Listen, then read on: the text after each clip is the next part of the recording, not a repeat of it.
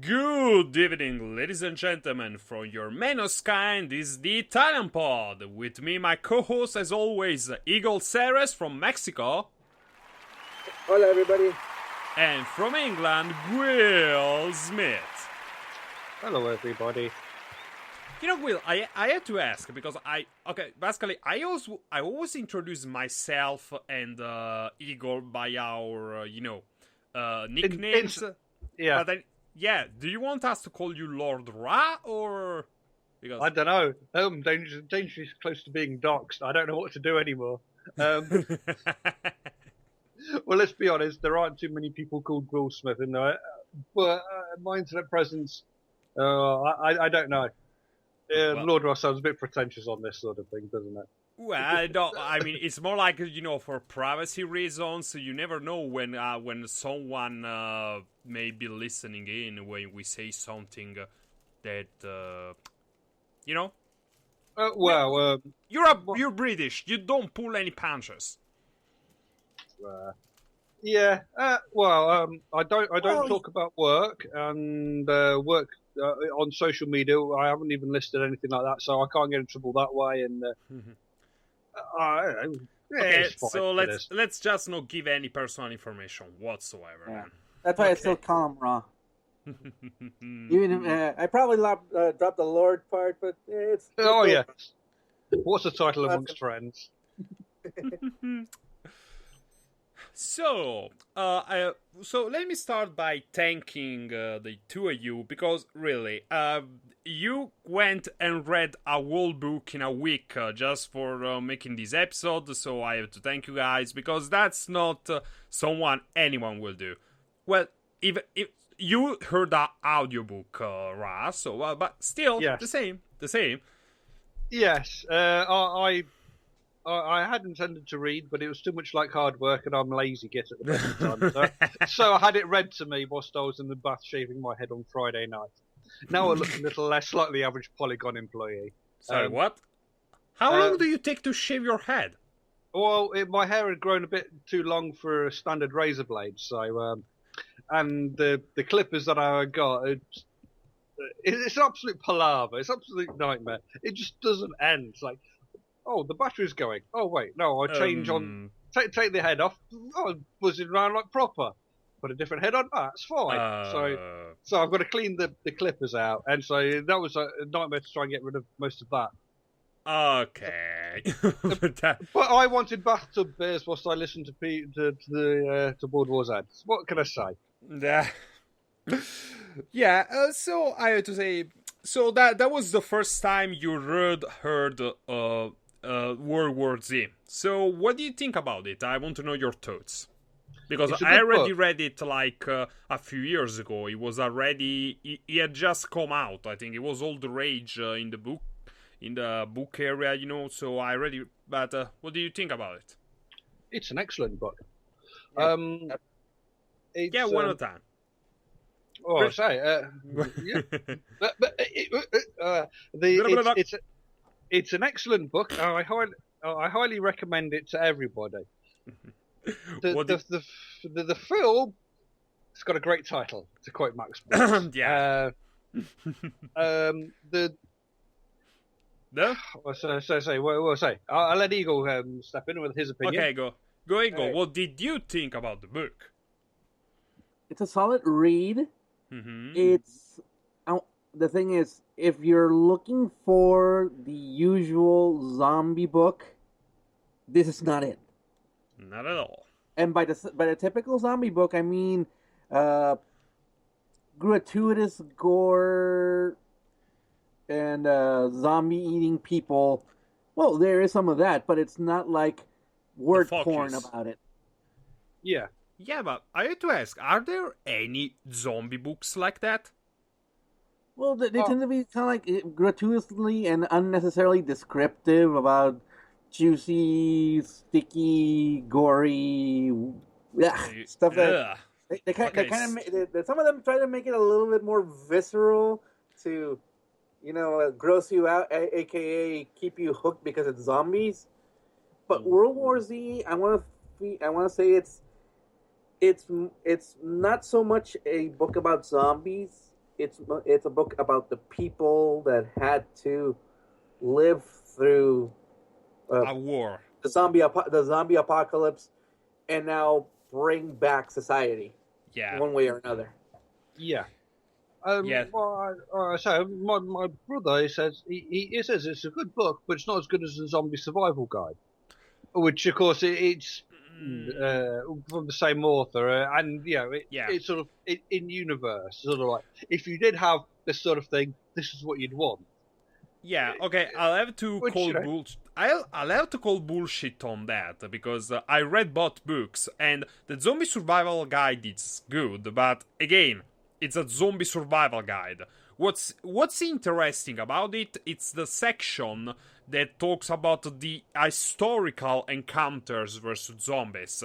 Like my favorite is the one basically they talk about how a Roman legion basically destroyed a legion of zombies on their own without casualties. Well, they were the fucking Roman legion, but that's really it. Everything else is a zombie survival guide. It talks about techniques, weapons, building, stuff like that. It's good. It's a good meta book. It's very entertaining, but I saying that it's better than World War Z, it's kind of stretching it. No. Yeah. Well, yeah. Let me talk. Speak. Okay, so the thing Say is, something. it depends on what focus you're bringing in. World War Z is more the dramatic aspect of the people telling their stories prior, during, after, and as a closure to said zombie apocalypse. Yeah. Returning back to society. While the Zombie Survival Guide is more like the meta of, okay, you're knee deep in zombies. This is not Resident Evil. How do you make sure you don't become one of them? Yeah, pretty much. So it's like you like more the drama about the people, about the situation that got developed, locations, people, events, actions, etc. versus first-person shooter. Yeah, but it's not really that because there is no stories in Zombie Survival Guide. It's a zombie survival guide. That's it, really. There is it's a mock survival guide about the zombies. Even the events in history are only talked about like in a history book way. It's not testimonies or stories or just like recounting the event as a capture a book. It's a survival guide with zombies. It's very entertaining. It's an enjoyable read. But as far as books go, because I don't know, it's creative. But I have to say that the better book is probably World War Z, because for one, I think the World War Z had a lot more effort put into it, a lot of research. No, yeah. Hey, say that's just my brother's opinion on it. You know, he can enjoy. Say you can rate the books as World War Z is better than Zombie Survival Guide, which is no problem. It's just like it's a better book, but you can enjoy one more than the other. Just because you enjoy something more than one thing more than another, it doesn't mean that thing is better. Yeah, but I didn't say that your brother. It's because you say that your brother said that it was better, not that he enjoyed it more. So that's why we're having the discussion at all. Well, maybe I misheard. I mean, in all fairness, I was slightly drunk on well, in the oh, conversation. what a surprise! Bathtub beers, man. Bathtub beers. It's a great way to relax. Hot bath, cold beers, beautiful. Beautiful indeed. But yes. So we should because we're also going to talk about the troubled movie adaptation of World War Z. Yeah. We should. I think we should differentiate the two. So I think we go an oral history. We mean the book, and World War Z. We can now refer to as just the movie. because it's World War Z in name only. Yeah, pretty much. So if we used to say an oral history, that's what we definitely mean the book. Exactly. So I think we should first talk about the book, to say why it's good. Like, why is this book so good? What are its strengths? So we can then more properly explain why the movie sucked balls. Okay. Okay. The book goes from has a different. It goes for like the old. What's the premise? I think the premise is, but the thing is, the dry report. I think we haven't. Yeah, and the thing is, he was trying to get also the testimonies. Like he got a lot of personal accounts of events in the zombie war. But the thing is that his boss didn't want to put them in the report because he said they were useless, and he said just make a book out of it.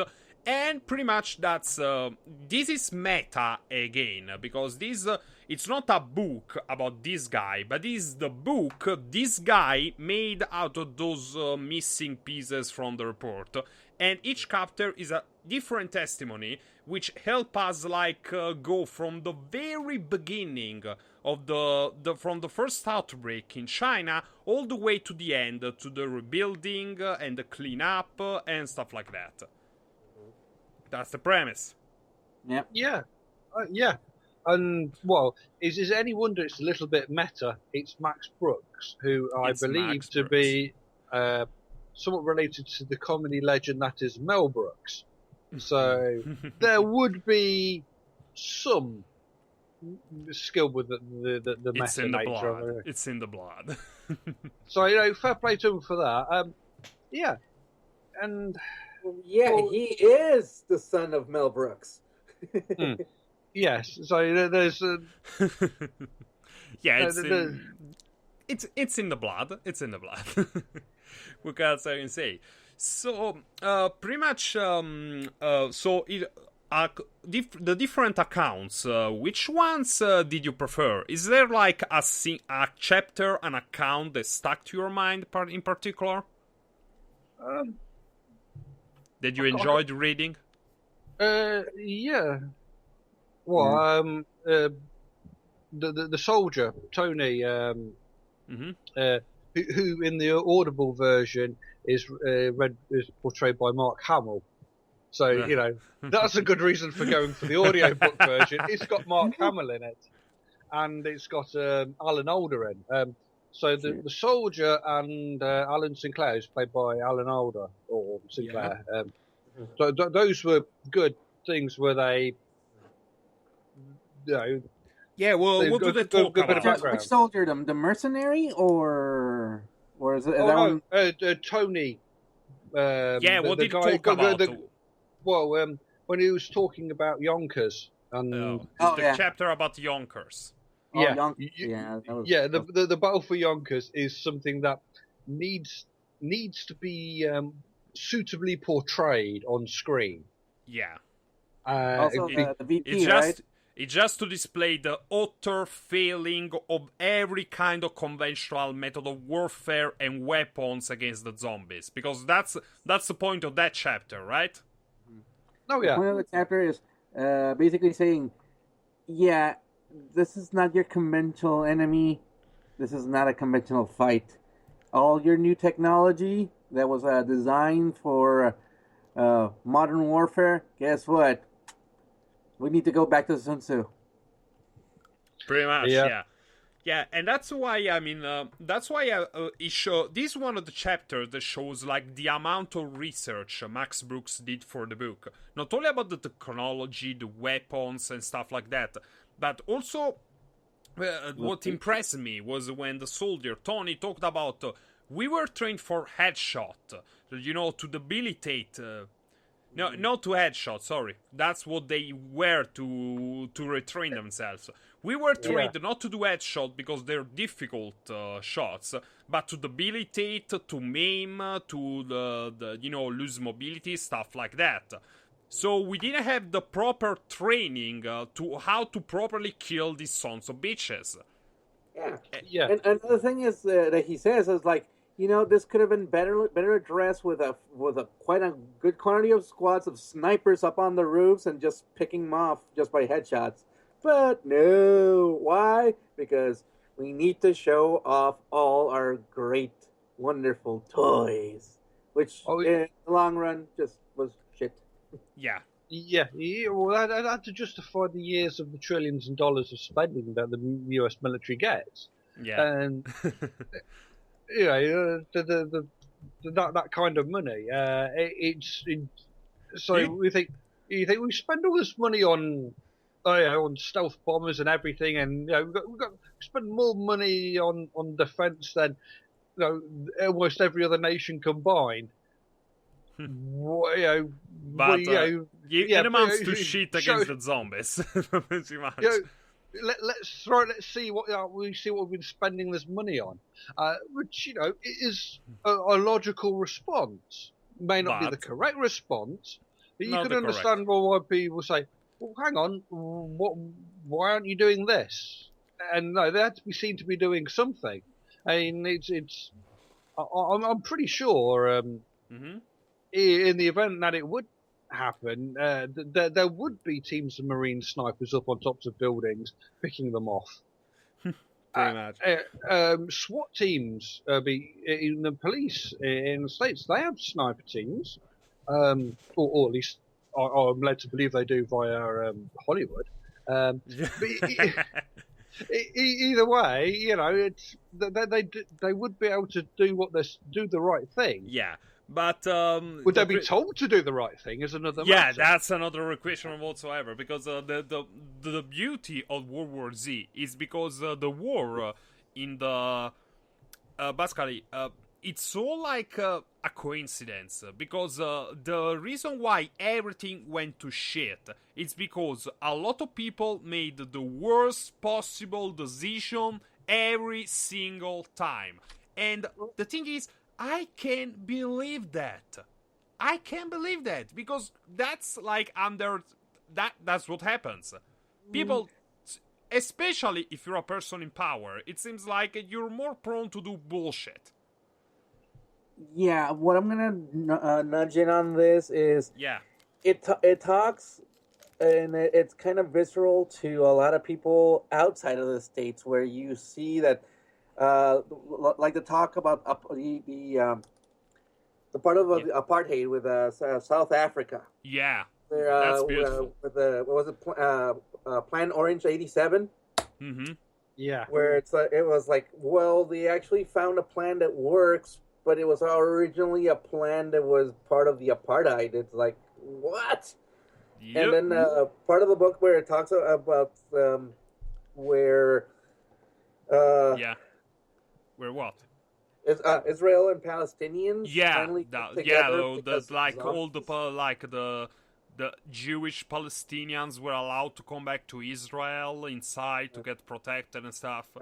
Yeah, but what I'm bringing on this is, it talks a lot of people needing to learn to bury the hatchet. You know what? There's something more important than our petty squabbles. Yeah, there is someone that wants to eat you outside. And then would you rather say, "Hey, we'll talk about it later. Let's go beat the let's go beat the crap about these monsters first"? Yeah, like the chapter of the professor, the Palestinian professor that was brought by his father to Israel. Like, he was talking shit because, no, it's a trick of the Israelis.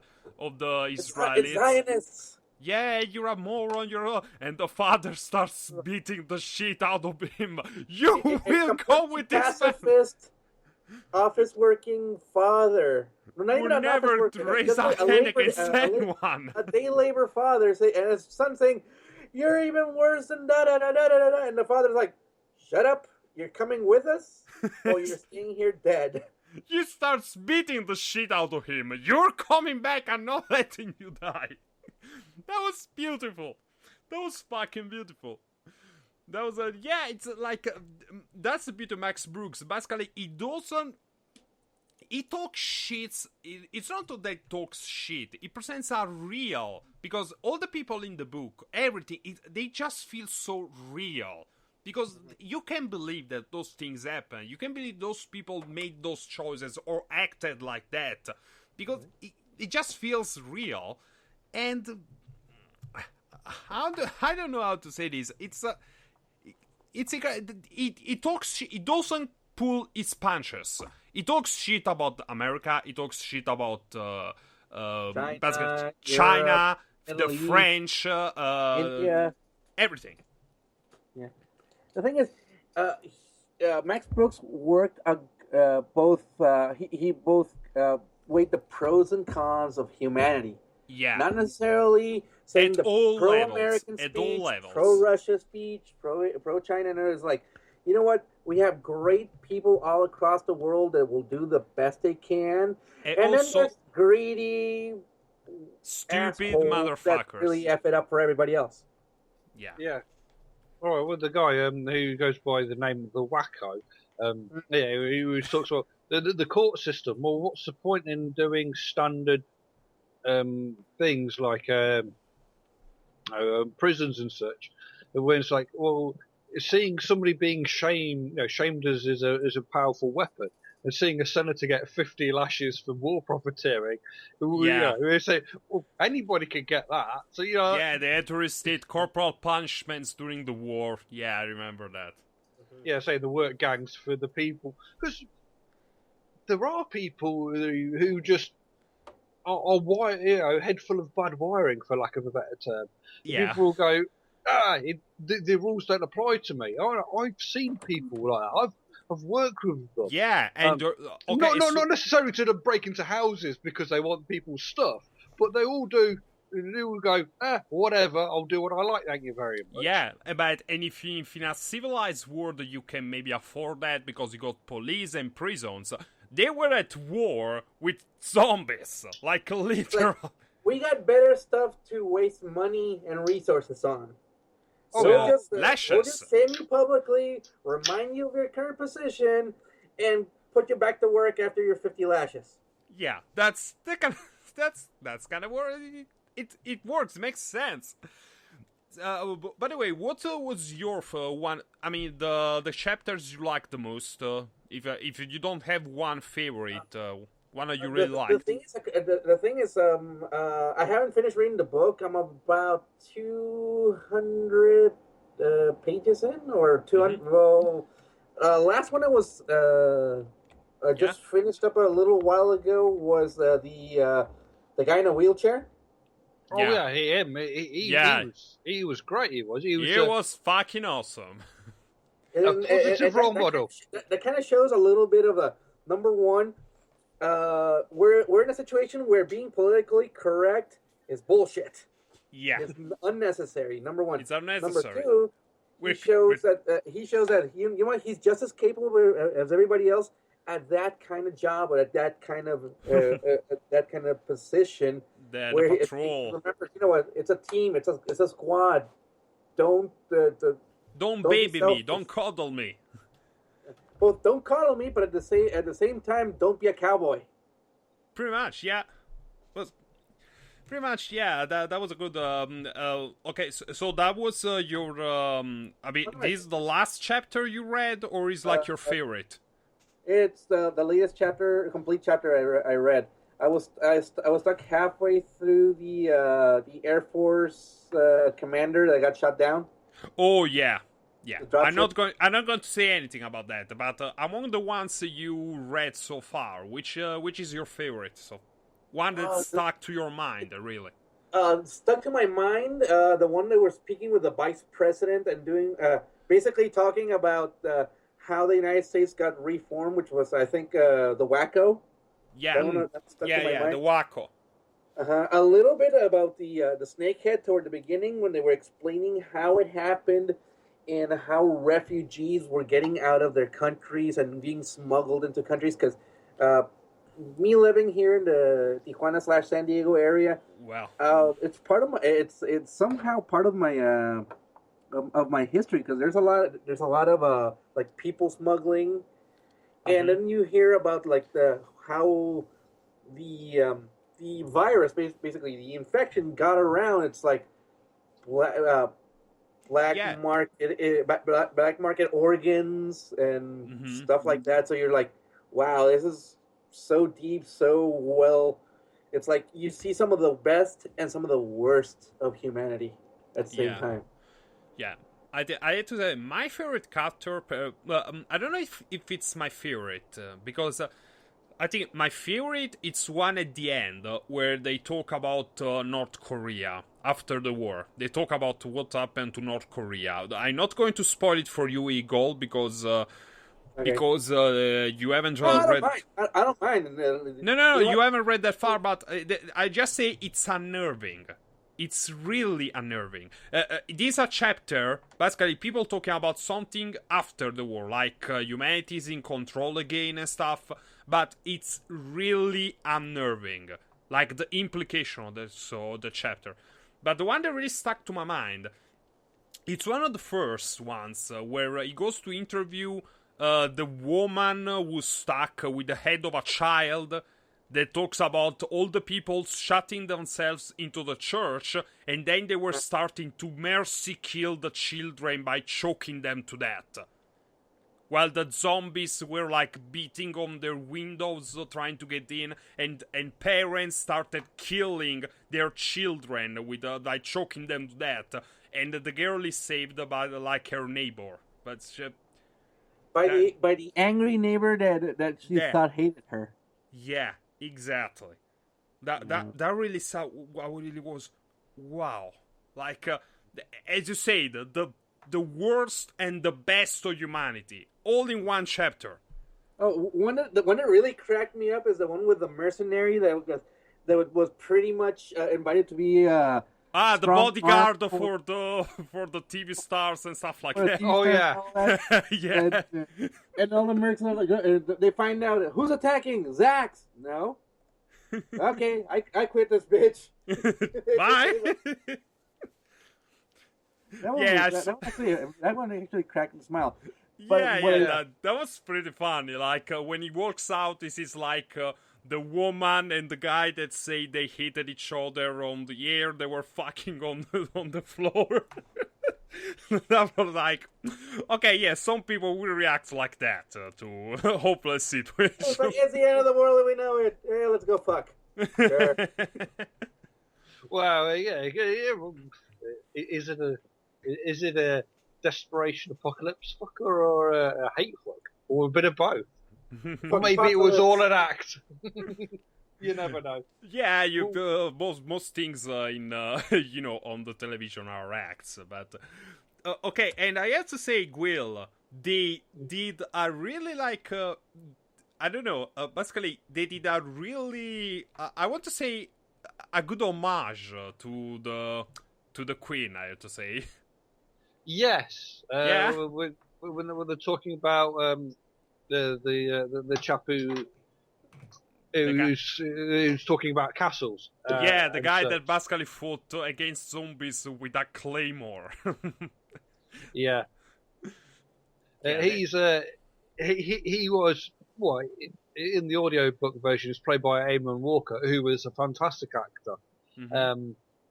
And he should have more roles. He's at least as good as Idris Elba. I mean, the pair of them should work together on. Yeah, maybe in the next adaptation of World War Z. Oh yeah, those two should get a lot of work. Those two, because they are fantastic. Yeah, they should get a lot of work, but they had to stop like putting Idris Elba in white guys roles. That seems to happen a lot. like no, I don't know, because okay, so the guy they're making the Black Towers adaptation, and they say that Idris Elba is going to play the Lone Gunman, who is supposed to look like Clint Eastwood. Yeah.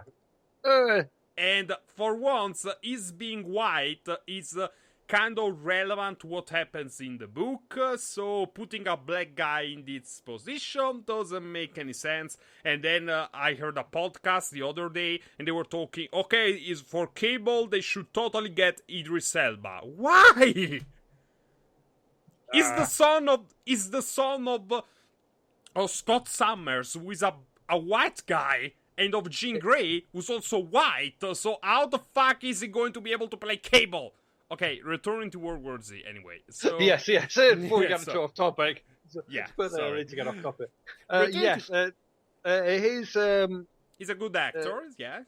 yeah, and his the way the way his character is, and like that's he mentioned how the Queen's father had a chance to flee to Canada during World War Two. It's like, well, no, She stayed behind. no, the royal family did. I'm sure there were some people overseas, but it's like, well, we have to be seen in such things. You have to be seen to be all together, and it's like it matters. You half expect them to flee because that's what heads of states tend to do. Yeah, flee and to that's safety. also what their mother and their father did. Like Oh yeah, we're talking, stayed in London. Well, stayed during the Blitz, visiting the places afterwards. exactly. I remember the photos of them visiting people during the So okay, so they say like you love your queen, and I have to say I can't really blame you. She's like I don't know, she's seemed like She's badass. she's badass. Oh, she fixed always trucks been during the badass. war. She fixed trucks during the war. She scared the shit out of some sheikh by talking and driving along an unpaved road. Yeah. And it's like, oh yeah, She's like, let's go. oh, woman shouldn't drive. It's like, oh yeah, changing gear in the manual. It's badass. She like shooting and horse riding and. You'd imagine her getting in the car and they're like, "What is this shit? I thought you people were gonna bring me a manual transmission, not this pansy ass automatic." Oh, yeah. Because, yeah, they did a good job. Yeah, all good stuff, all stuff missing from the movie. We're at the Let me bring one more before we Go switch ahead. over to. Go ahead. There's this. There was this chapter of where they talk with the director of a movie director. Yeah, the one who Where, made they- the Battle of the Five Colleges, stuff like that. Exactly. The Battle of Babylon, or Yeah. or- That And, sounds epic. yeah, and that kind of popped into my memory because a little bit about what Ross said. Sometimes you need, if not those images of your presidents, of your royalty, of those people that you esteem, to keep you going. Because in that chapter they bring in sudden that sudden death syndrome. Which people were it's just like, letting doors them... over, okay. Poof. Dead Yeah, the next people morning. were just letting themselves die without. And as a director, it's like he made the movies because he just wanted to show everybody, hey, we're doing okay. We can still make this. Yeah. And there was he admitted that there was like a director's cut that showed that the heroes weren't completely pure-minded or pure, but sometimes you need those white lies to keep a lot of people going. Yeah. Especially in a situation where there's really like a... Because, that's the beauty of Max Brooks. It's not a usual zombie book. It's not a usual zombie movie because it actually makes you feel what those people feel. They are actually facing the possibility of humanity extinguishing itself by being eaten by people who are already dead. By family, people who were family, who were neighbors, soldiers, policemen. That's a really daunting thing to face. But he manages to make that thing, so it makes sense that people will just let themselves die. And it makes it even worse when you go to see the movie. As Max Brooks said, it had a nice title. Yeah, nice title. That's it. And and I heard, like, I watched this interview, like, it wasn't an interview. It was a Q&A at Comic-Con where he was talking about the movie. and he said, "Yeah, a nice title, but I really get angry about that because I realized they really only took the title. So whatever that movie was, it was just it was someone else's failure, someone else's mediocre PG-13 zombie movie." So I didn't really get angry about it because it was like I was watching something completely different because it was something completely different. Not Where quite, wasn't it? Yeah, well, Yeah. didn't I say it a few days ago? It's not quite Walking Dead starring Brad Pitt. Yes. Less walking, more running. Yeah. Yes. I like Say, are we going to go into cussing out the movie now, or Yeah, well, first I want to leave with the comment you made, Ra, about the book. Basically, World War Z, the book, compared to The Walking Dead, everything. Basically, World War Z is One Punch Man, and The Walking Dead is Naruto and Bleach.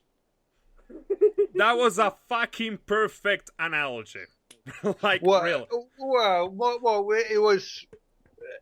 Well, it also goes for Ash versus Evil Dead, comparing that versus The Walking Dead too. Yeah, because pretty Ash much. versus Evil Dead is absolutely brilliant, and it knows exactly what it is. It's pure schlock, and it's even got dad jokes in it. What more do you want? Yeah, it's beautiful, and Yeah. and the Walking The comparison Dead is that basically The Walking Dead is now like more of the same, like Naruto, like Bleach. It's dragging on without really putting anything new for months, really now years if you read the comic. While World War Z and Ash vs Evil Dead know what they are, they know what they want to do, and they put effort, a lot of effort, into being what they are. Which you can't really say for The Walking Dead anymore.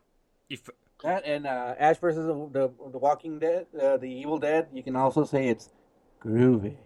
groovy, Oh, yes. indeed. Okay, so let's talk about this piece of shit movie. Let's talk about this piece of shit movie, which I. which is a great title. Let's talk about this piece of shit movie. Okay, so Disappointing. we're making a new podcast. Let's talk about this piece of shit movie. Okay, so confession, I actually went to see this in theaters with my brother because I had read the book. I was really excited about this movie, the movie coming out. My little brother didn't read the book, What did he and think? I think he hated it more than me. Oh wow! Yeah. It was like, like really, the other day, I had kind of forgot if I had brought him on or not. But and then said hey Matthew, did you come see The Walking Dead with me at the cinema? He turned, looked at me like, yeah. Yes. Why do you have to bring that back up? Exactly. I forgot about. You triggered his PTSD. Trigger warning. It's so good to have younger siblings. You can properly instruct them on what's good cinema. Really. Okay. Yes. Okay, so let's go like bit by bit. Okay, so let's say it's a standalone movie first, because that's fair. As a standalone movie, Yes. do you think it's a good movie? No. No. There are a number of plot holes. Okay. There was a fair amount where it became obviously that there were rewrites and there were things that were really annoying. Mm-hmm. And Like? child actors. Usually quite annoying. Child actors. sorry for the child actors who are actually good out there, but Odds are they're not, and except so when they're not. there are always exceptions, except when there are. Exception to the rule to prove it. Okay. There's people point out there's a plot holes, like the bit where the first thing where there's a garbage truck which goes through the traffic, takes out the motorcycle. Yeah, policeman. where did all those people all the other cars? Yeah, it's like that would have been slowed down with that traffic, with that congestion. They would have heard that smashing into things. I mean, no, there's plenty of jump scares. Well, where else to go? Oh yeah, fast fucking zombies. Absolute horseshit. The reanimated corpses do not get to be faster than the average human. It's that fucking Usain Bolt. Oh my god! Run for your lives! It's the Bolt Calypso. It's a Bolt Calypso. Yeah, that's yeah. I should be able to give Usain Bolt a run for his money. Yeah, because I've been bitten by the undead. That's not how this works. There's great other things I could point out, but well, I could point out, but the people who aren't me have already done so in the likes of the Honest Trailers, from Screen Junkies, Cinema Sins, Everything Wrong with the World War Z. Then Your Movie Sucks. Who sucks? Yeah, who based on some valid points. Did I hate everything to our review of that movie? I don't think so. No. He only does like the bottom 100 on IMDb. So no. I mean, fair enough. It's bad, but it's not that bad, I guess. Oh no, like, it's bad, but it's not, oh my god, claw out my eyes. It's more like, why the fuck did I go see this thing? I'm so pissed off right now. Yeah, I mean, I'm sure in the footage they got, you could make a better film if you weren't beholden to certain restrictions. I mean, also you've got to make it so you've got your PG-13 rating. Yeah, that's the really that was the first red flag. I should have seen that. Like, wow, this PG-13. Like, I could actually bring when I realized I could actually bring my little brother. It was like this thing was in 2012, I think, 2013. 13, yeah. Yeah, 2013. My little brother was 12 at that moment. I could bring him to see that thing. That should have been a really big red flag, but nope. So dumb. You were saying, Eagle. You were saying, Eagle. The thing with the movie is it was the zombie boom, and they cashed in on it. All right, that was the same year. Movie. That was the same year Warm Bodies came out, right? Yes. Yeah, the zombie boom, Eagle. So it was part of the whole zombie boom because Walking Dead and that blah blah blah blah blah. And then they bring triple star A-lister Brad Pitt because they got to bring in all the ladybucks. Yeah, and it's a zombie movie. It's a battle movie. And you could call it some World War versus zombies. No, for those that read the like you and like us that actually read or listened to the audiobook, it's a completely different story. It's not. Yeah, it's not even a war. It's not even a war, really, because there is no war. There is the world. There is zombies, if you want to call them zombies, because they're not really zombies. They're fast. They can be zombies, but there's not really a war. Because one, it's over in one movie, while in the book it took decades, literally decades, to get back to what. Yeah, sorry, Eagle. Go ahead. Yeah.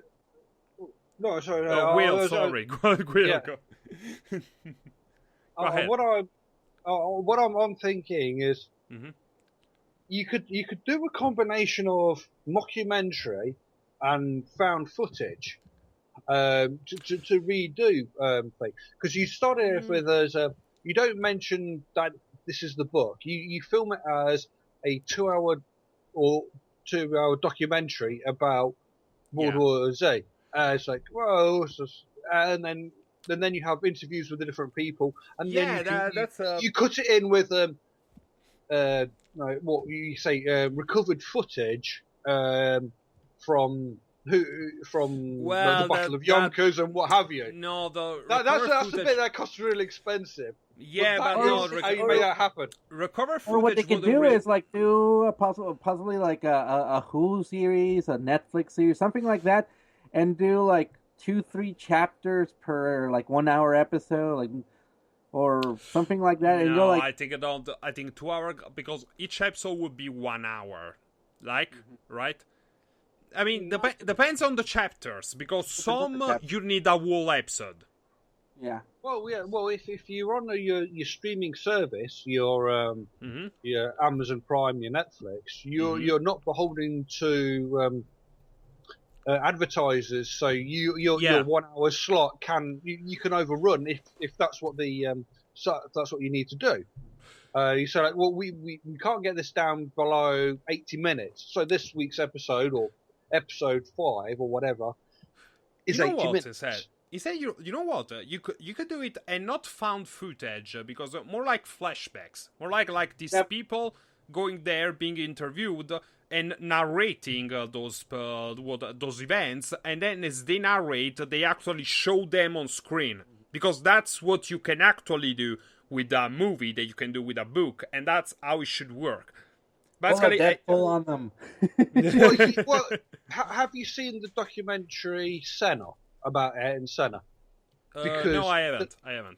That is one of the best thing. It is one of the finest documentaries. It is beautiful, and in the theatrical cut, there are no talking heads, as it were. That's a phrase they use when you see a picture of someone on camera and he's talking about his thing. They don't do that. He's talking, and if he's talking in a language that isn't English, subtitles, and it's all over archive footage. Now, if you were to make World War Z like Senna, you would have a beautiful but thing. the thing is, there are a lot of events narrated in the book that there is no way for anyone to have made raw footage of that. Like certain episodes, like the director. Yeah, that could be, but most of the others, like the downed pilot or the Japanese guy, the blind Japanese guy lost in the forest. How the hell are you going to make raw footage of that? Satoichi bitches. A fair point. It has to be flashbacks. Like make it like this guy making the mercenary. The mercenary where he's holed up in Long Island. Yeah. That could all be found footage because that was all wired for camera. Yeah, but with raw footage, like it's only one person, and that could be like you make one episode and you make it like raw footage. Yeah, that could work. There's so much. There's just so much potential for all this material. There's so different ways you could do it. Again, not all of it should be in the found footage way because who edits it together? But if you're doing it as a whole documentary, and then you've got footage of this, and we edited this footage together for you. Yeah, like I would make it like a series because like the premise of the book in the introduction is this guy there was making a report and he made a book out of the things that didn't make the cut because they were too personal. So I'd make like it starts with this guy going around making interviews for the report, and then in the last episode he goes like to the officer. He says, "No, we can't have these things because they're too personal," and he makes like a big speech. The speech he makes in the introduction of the book about things being personal. It is what makes people remember things. Like that would be like the finale. The introduction of the book would be the finale of the series. That would work. But again, like, so much potential, and that's the shit I can't even... So much dumb stuff. Okay, for once, they also wasted Brad Pitt, because, like, the guy from YourMovieSucks.org makes a fair point. Brad Pitt is at its best when he can play things that are out of the ordinary. like the 12 Monkeys, Fight Club, yes. Mr. and Mrs. Smith, like when he can, even like fucking Achilles, like roles when he can go out of his comfort zone, when he can go fucking crazy with experimenting. Instead, what role did they give him in this? Badass number 57 to 329 with a shotgun. Yeah. He was. Well, They didn't give him. He's no, an they didn't- investigator, and what kind? You know. Yeah, with a family, and that's his characterization. They didn't give him anything to work with. That's really a waste of talent. Because Brad Pitt is good. He's good. He's a good actor. Oh yeah. Yeah, and then all the stupid shit, like even the things that you see on camera. Okay, first, like the thing with the zombies becoming a pile in the air and grabbing at an helicopter. That's not physically possible. One. Then second, like the guy in the prison in South Korea pulling his teeth out with his hands. Yeah, That's that doesn't impossible. happen. No, not unless you're like your gums are really fucked up. That's or what it's you have gotta like be for, pliers or something. Like I was actually trying it because I really didn't think about it. But when yourmoviesucks.org said it, I was actually like trying to. I'm trying right now, like to pull my teeth out. It's impossible. I can't get a grip on them. So those little details, really, like. Oh yeah. Yeah, it's Yeah, it's frustrating. it's really They frustrating. just don't think about it or whatever. Yeah, it's like, well, we think about it. There's nothing wrong with a bit of mindless entertainment. You sort of think, look, I've had a hard week. I just want to switch my brain off for 2 hours or whatever, and not think too hard. I want a dumb comedy to laugh at to make me feel better. Okay. That's fine. But I shouldn't have to worry about. Well, hang on, that makes no sense. Yeah. In something that isn't a comedy. I mean, there's plenty of things in Airplane that make no sense. Like, they're off course. I couldn't do that. They're on instruments, and they're all playing instruments. That makes no sense in a serious movie. But in a comedy, that's perfectly fine. Yeah. It's just, Yeah, and also that particular kind of comedy, because like Airplane is a comedy that's based on nonsense, like silly, impossible, like out of the blue things happening all of a sudden, Jamar, like the basketball player being like the vice captain, like you're Kareem Abdul-Jabbar. No, I'm not. Yes, you are. Yeah. It's like, what? Yeah, my father says you suck. You try, you try guarding people on 2 meters. So then you talk, and then you have comedies like Shaun of the Dead, which is it's much more realistic. Like you don't see things that are physically impossible in that. The comedy comes more from everything else, really. The writing, comes from the writing. Comes from the acting, from the camera work, even from the fucking music. When they beat the zombie with the pull sticks, do not stop me now, in synchro with the music. Oh yeah, it's one of these things that's beautiful. And a bit towards the beginning where he's flicking, and he's like always playing a song with it. So it's. So depending on what you say, you had to pay attention on what you put on the screen. This movie didn't. They just went with whatever the hell. I mean, zombies, famous names, lots of action, and let's use this title. It's so cool. We'll get a lot of people interested. Yeah,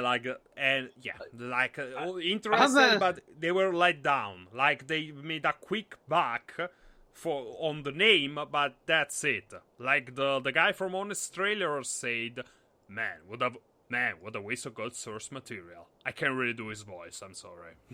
Oh yeah, it's like I should have figured something was out when it was advertised with Inception horns. Whoa!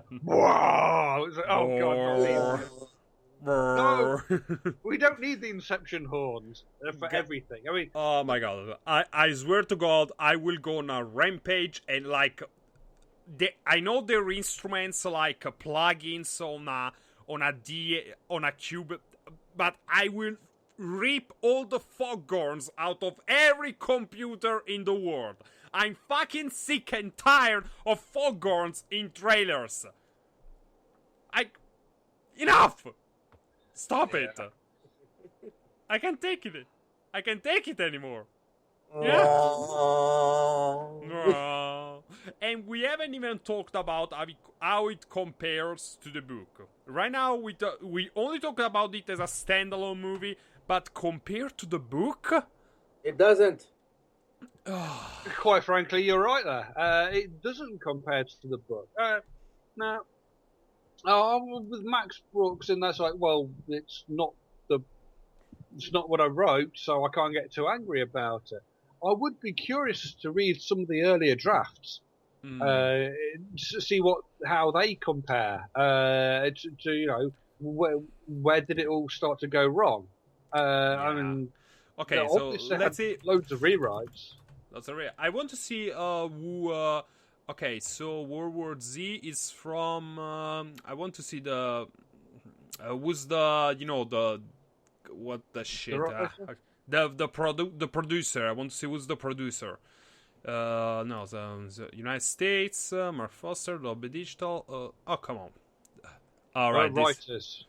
No, okay, so it's Paramount Pictures. Sorry. Yeah. It's Paramount Pictures. Yeah, Damon Lindelof. Yeah. What else? What else do we need to say? And for the sake of it, for those unfamiliar with Damon Lindelof, who does look a bit like a Goonie Beard man, he'd be fit right in at Polygon. He created the Leftovers, which I might get around to watching. He did the Tomorrowland, Star Trek Into Darkness, Prometheus. Oh. Yeah, Lost. The bad parts, I bet.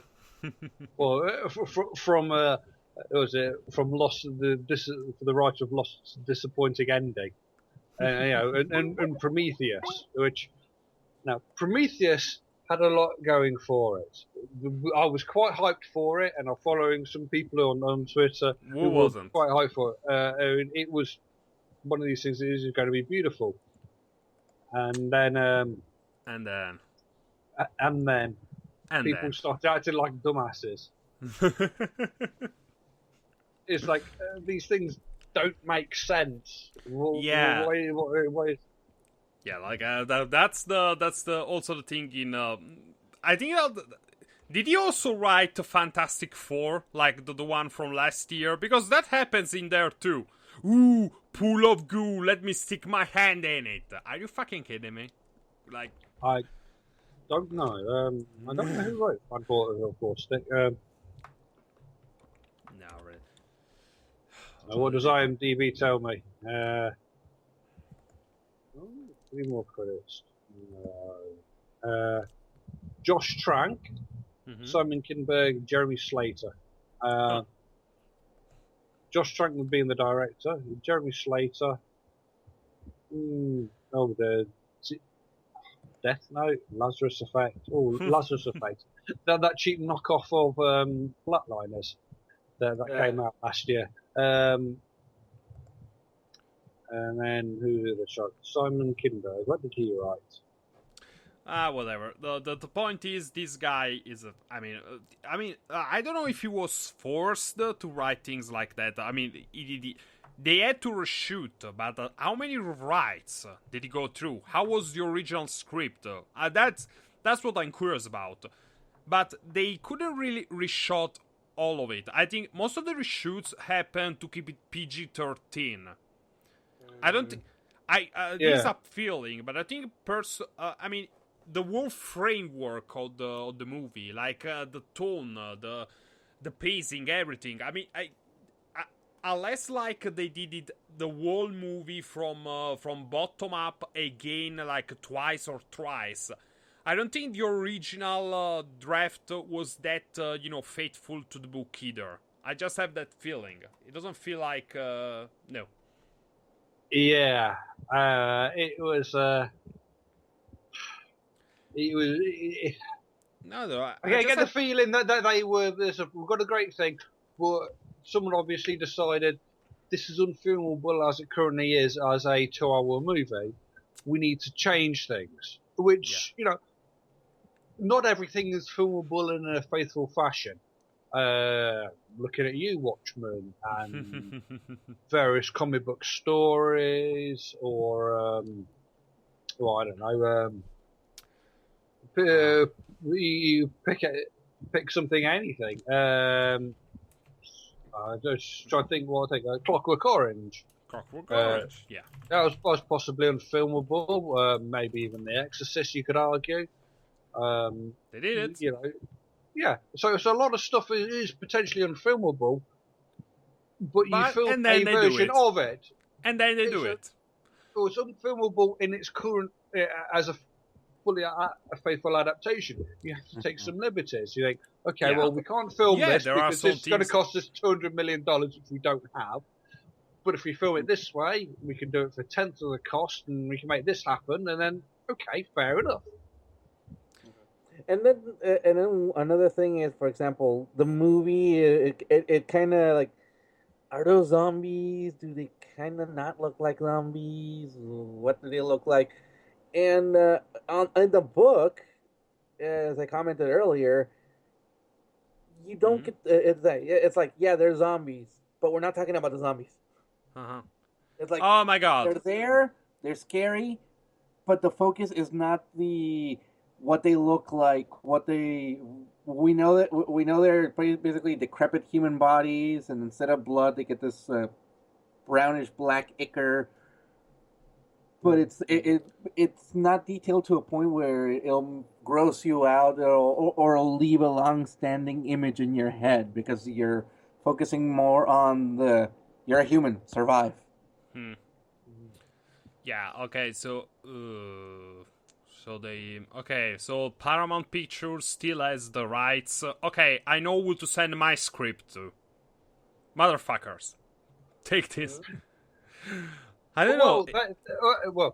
They have the rights to the theatre for a movie version. Oh, really? Not necessarily the rights for a TV version, you see, because you may recall that the Sci-Fi Channel wanted to remake Dune, the Frank Herbert, but they couldn't make it as a movie, so they made a miniseries. Yes. So that's a way around this potentially.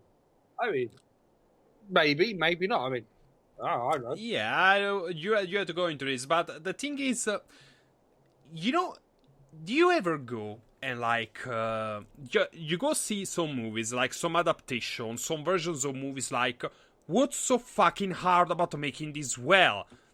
You know what's really like World War Z? The movie is already wrote for you. You just have to adapt it. Make a decent script for it. That's really it. Or the Fantastic Four. After 3 tries, well, 4 if you count the one in the 80s, but really, how can you still not get this right? This is incredible. Really. Just makes... Okay, I'm writing the script, I'm sending it to you, and if you don't, do I have to do your work for you? Is that it? You're paying me, though. Yeah, a lot of people are script writers for hire, and there's nothing wrong with that. Hi. The thing is, are the script writers really into the fandom? Are they actually, or are they just getting another script saying, "Okay, just punch it through"? Yeah, being into the fandom is it's not an assurance of a good script, but the thing is, it's like they don't even try. They don't research. They don't. Okay, so World War Z is a good book, because it focuses, as you said, on humanity. It doesn't focus on the lone wolf. It's a collection of like the guy at the introduction says, personal stories is like how people think something is important, how they remember stuff. But again, they made a single story that it doesn't even like touch other people's stories. It's just one personal experience, which is and it's just like on one level, on the level of these guys doing research for the military to find a cure, while the book was everything but. It was about the fall, survival, and rebuild of humanity from a lot of different point of views, lot of different accounts. It's like they didn't even read the book. That's really what gets to me. Yeah, there's well, as you say, your words. Well, it was like, what's your point to this? There's a lot that's possible. Even if they couldn't go with the whole someone doing the research into the oral history of the war, it's just too generic for a zombie apocalypse thriller. I mean, yeah, it's generic. Generic is the unfortunate term for this. There's nothing there that makes you think this is what I have to say. And it's I've generic. It's bland. Yeah, I mean, at least with the book, it gives me something new, unique. In that, exactly. Yeah, it's like this is how you would rebuild your civilization afterwards. Well, yes, that is how you would do that. Mm-hmm. That's brilliant, and that's what we all need. And this is where we went wrong, and this is where everybody who's a white collar worker, who's a consultant, and what have you, is like, yeah, you can't do shit really, can you, mate? And the guy who fixes your toilets, yeah, he's going to be your boss. He's going to teach you how to fix toilets. Wait. I got it. They didn't want to make the movie faithful to the book because they didn't want to make that chapter into movie. There's that. And, they probably didn't want to alienate too many people in white-collar jobs. Yeah. Come on. It's a zombie apocalypse. By but then, I think we're going to be lucky if we still have the internet. Yeah, but the thing is, like, okay, so they wanted to alienate, but that's true. Okay, so if you're a white collar, but being a white collar is all you do, sorry, you had to learn how to unplug toilets. I'm sorry. There's a war. We don't need that many accountants anymore. We need, people who can build stuff. I don't give a damn if you're the finest PR guru in the land. The shit don't matter. I don't care how good your telephone sales technique is. Can you do the shit that needs to be done? No. Well, then what good are you to us? You're going to go to a massive retraining thing. Yeah, and here's a shovel. Here's a shovel. Get digging the latrines. Yeah, because again, as they say in the book, it's like we're living in a society where you delegate everything, especially if you're a white collar. You delegate your sinks, you delegate your laundry, you delegate your, those little things that you usually should do around the house. All the chores, all the stuff you don't want to do and you pay people to do. Yeah. Guess what? We don't have the luxury anymore, so you either do it or you do something else, but you need to do your share for your food, for your clothes, for the survival of humanity, because exactly. It's not all about you anymore. It's not about you. It's not about you. Maybe later keep those contracts, but yeah, and that's what's really it. So maybe they didn't want to make that scene, but really, that was, as we were saying before, the book probably would alienate a lot of fifis. Like, because as I said, basically, the book talks shit and good stuff about everyone, no matter the country they're from. But I'm sure there would be a lot of stuff. No, that's racist. No, that's classist. No, that's sexist, whatever the hell, you know. So they would. Sorry, sure. Sorry, I can't hear your is this over the sound of the banging on the door. Yeah. Oh no, this is too violent. Like, okay, so this is really like yeah, I'm sure that like if they made it R, if they made it a good adaptation of this, if they made it R, people would complain about it being too violent. Bitch, this is R. I mean, there was that mother that made a petition to make a Deadpool PG-13. Anything can happen now. Like, my fees have been damaged. It's like, well, what about everyone else's? Oh, they don't matter. It's like, which, could see consistent with your hypocrisy. Off to the zombies with her. Yeah. Yeah, the Deadpool was absolutely glorious, and that deserved to be an R. Yeah, but deserved to be an R. Like World War Z deserved to be an R. Deserved to be an R. What? And you know the fun thing? It deserved to be an R, but not so much because of the eating people stuff, but because of everything else. Mm-hmm. You know, like infanticide, and depression, people dying, the cannibalism and yeah, not just the zombies eating people, but the people eating. Sorry, people having to quote unquote control population. Yeah, the lashings. I want to see a lashing live. I want to see that. I want to see lashes in the adaptation. Sorry. Who would you make? Who's a good actor who could play the Wacko in the adaptation, like the vice president, then the Wacko? A good actor for that. Who? Well, you said it in the voice in the audiobook. It was Alan Alda, right? He was Sinclair. In the adaptation, I think it was either Carl Reiner or Rob Reiner. So he's a. No, fine. You know who I would put as the Wacko just for if they could get it to do it.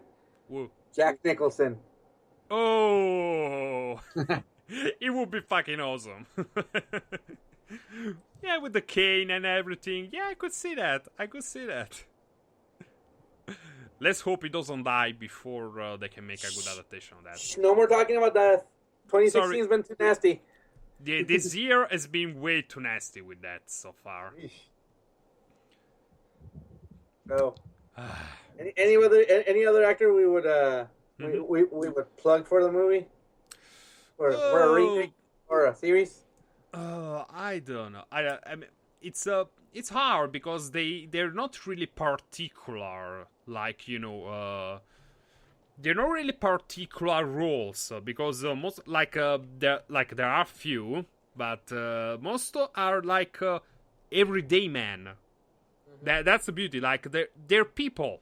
Like they're not particular. You don't need like this particular actor that has to play this weird role. That has to like as a penchant for a certain acting. So that they're vague enough but visceral, so personal enough that really the choice is up there. It would just need someone who can portray certain emotions, like I don't know, like for the mercenary in the audiobook, it was Mark Hamill. We need Mark Hamill for that then. Oh yes. I think he's grizzled enough to I could buy him as a veteran. I mean, he looks pretty beat up these days, but you know what? I think it's safe to say that if you were to take part in the Battle of Yonkers, you would age several years overnight. Let's not kid ourselves. Well, to be fair, it doesn't look that grizzled. I mean, I saw like the marketing stance they did for the photos and when he dressed up as a stormtrooper and went around Hollywood asking people questions, and he looked pretty good.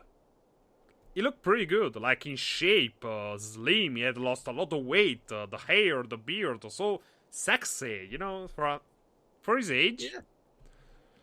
Yeah, He could do it. He could do it.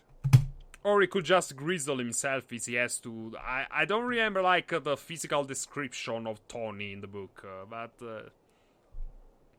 and that's the thing. You don't remember the physical description that much, but you remember the words. Like you remember all these little details. The phalanx, the lobos. The lobos. The words? No, the lobos. The lobos. The rifles with the.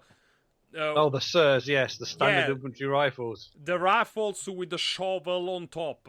Useful for digging trenches and to bash people's zombies' heads off. Like that. Yeah, all these little details. So really. All those things that would love to see on screen. Oh, yeah. Fantastic options, but it's one of those things.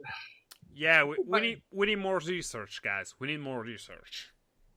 Yeah, but say the audiobook version, and there is like an extended one with the bits which they did cut out because they don't. Oh, really? There's an extended version? Well, with the lost files, because there's the abridged version, and then there's another 5 hours of content.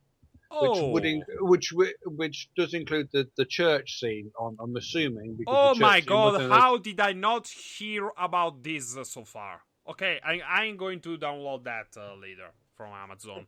I'm not. For World War Z, I'm not pirating. Sorry. I don't pirate in general. Just. No, that's fair enough. Don't come knocking on my door. I'm sorry. Oh no, it's one of those things. TV and radio is one thing that's free to air, but movies is a bit wrong. Right, so it's a lot wrong, quite frankly. Yeah. Speaking of adaptations, we're talking about the TV series. Do you think Amazon could do a good job of adapting World War Z?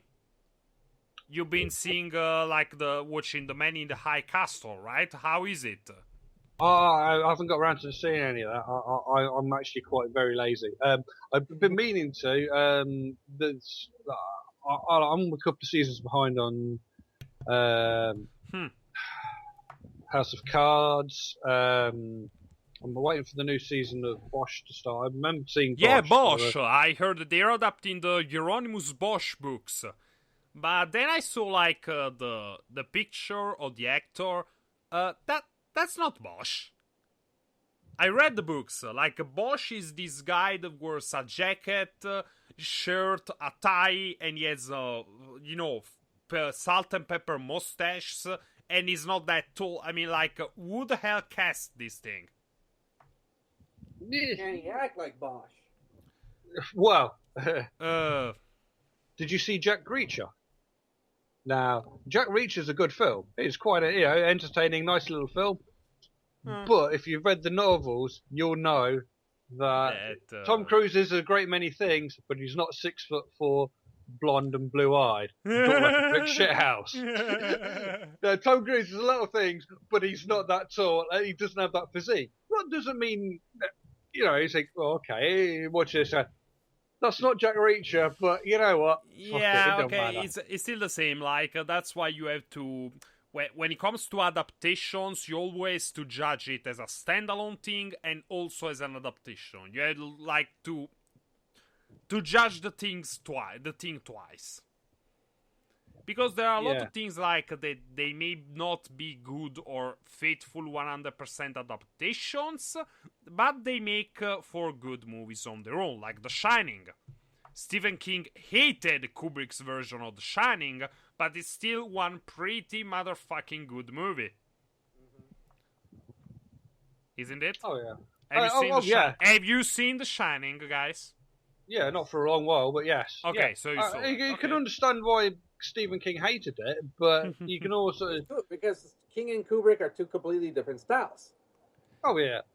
Yeah, it's not only that, but it's also because, like, the main character is, it's Jack Nicholson. Like, in the book at the end, he redeems himself and stuff.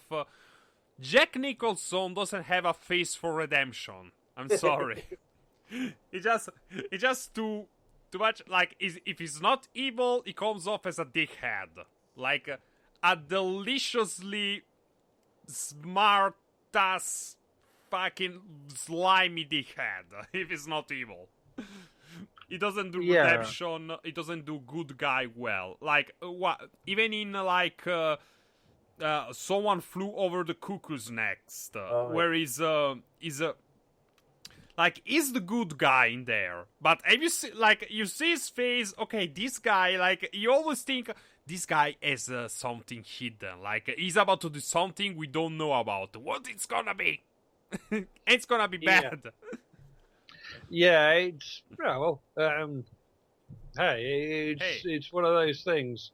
Yeah, one of those faces. Great actor, anyway. Oh yeah, I haven't seen him in anything for a while, so I think he's semi-retired. And yeah, well, I'm trying to think of the last thing I actually saw with him in. Brumman Egg was quite possibly as good as it gets, which is nearly 20 years old now. Wow. Geez, he won his third Oscar for.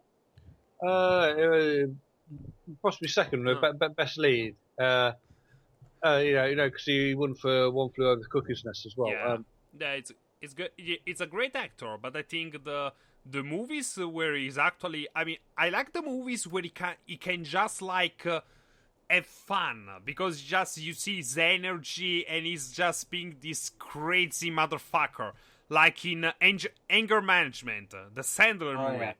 That's a decent Sandler movie, but Jack Nicholson just kills it in that thing. It's fucking hilarious. It's fucking hilarious. Okay, returning to World War Z, we're almost running out of time. 8 minutes. So your final thoughts, and if you had to make another adaptation of World War Z, what kind of adaptation would it be? Either going for the 2-hour documentary with flashbacks sort of thing, or go for the full thing as a TV series, like 10 hours or so, with lots of spending lots of money on it to make it work. That's the only way to go with it, really. Otherwise, you've got a generic zombie thriller, which we already had. It's not even Cockneys versus zombies, which is good fun. To say I the have least. to watch that. I haven't, but I have to watch that. That's brilliant. That's got a zombie chasing after a guy on a Zimmer frame. You know those walking frames all people have? So he's struck anything, and the zombie's slowly creeping after him. It's hilarious. And it's got the bloke who played Bricktop in Snatching, which, so some great moments in there. You take it for it being schlock, and you'll have a great time. Okay. That's all I can say on that film. Yeah. What about you, Eagle? I'd also go for the multi-episode flashback TV series, and when situationally appropriate, not shaky cam, but video of the situation. Well, yeah, when you can. Yes, yes, no shaky cam. But if anything, there would be only one concurrent or one character that comes back and forth or becomes the general narrator of the series which would be the writer, while every episode or every other episode would be one of the around to interview people.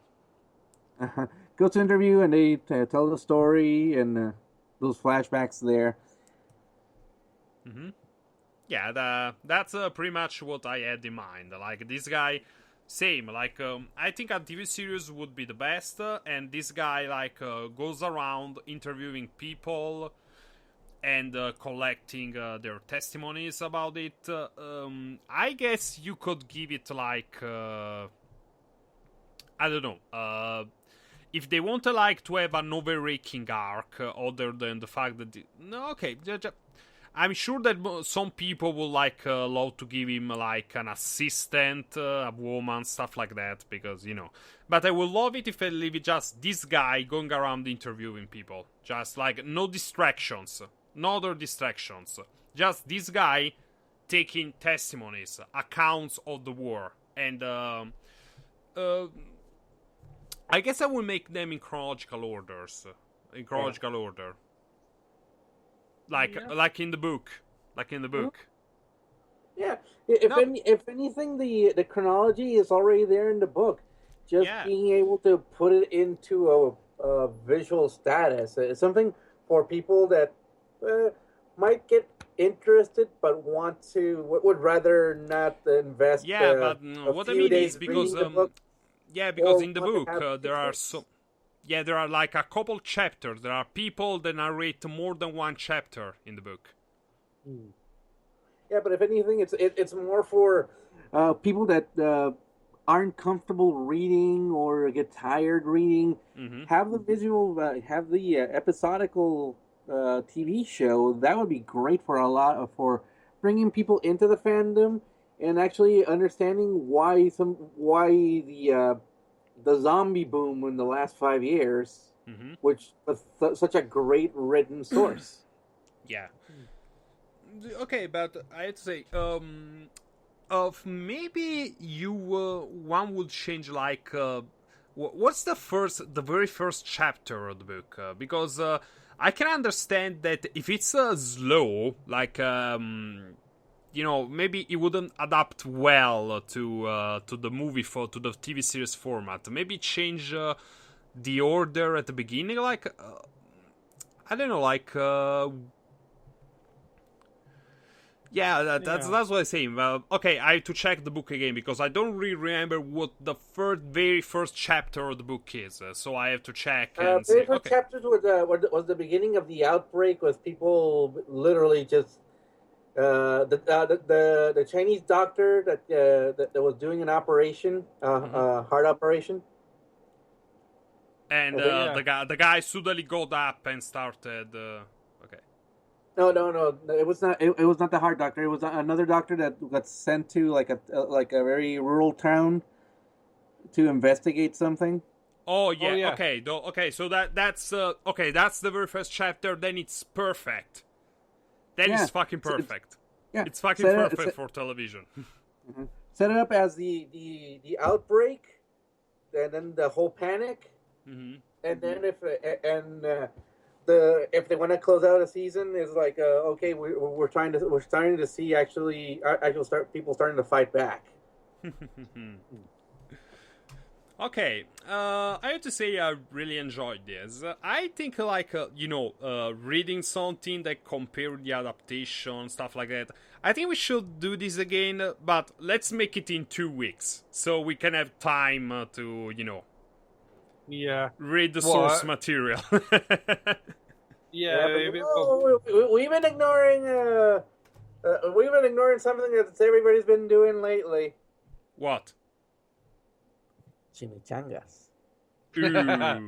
Okay, so I guess we can talk about that next week, and then in 2 weeks we talk about something else. I don't know, a book, a movie. Yeah, we'll see. Yeah. Well, that's assuming I don't get too wrapped up watching Idiots Mine Gold in the UCOD. Okay, we can do some. Okay, otherwise we can do something you already read. We can do Dune if you want. Oh, it's been ages since I read Dune. Okay, we have to discuss. That's a hard slog, that is. Okay, we'll have to discuss this. We have to think about this. Okay. Although something else we've been kind of holding back. We said we were gonna discuss a little bit more of fantasy. Yeah, but we could. Fantasy shows, fantasy movies. Well, high fantasy. Okay, so alright. So then I guess in 2 weeks we talk about the adaptation of something fantasy, I guess. Okay, we'll keep it a fantasy book then. Okay, so that's really it for today. Thank you for listening in. Thank you. See you next time, next Sunday around the same time. We'll let you know. I'm Menoscan, and I thank you as always, my friends Eagle Ceres. Hasta luego. And Lordra. Goodbye, everybody. See you next time. Well, I won't see me. I've got no cameras up. Not for now. Marvellous. Hope you enjoy Naked Thursdays.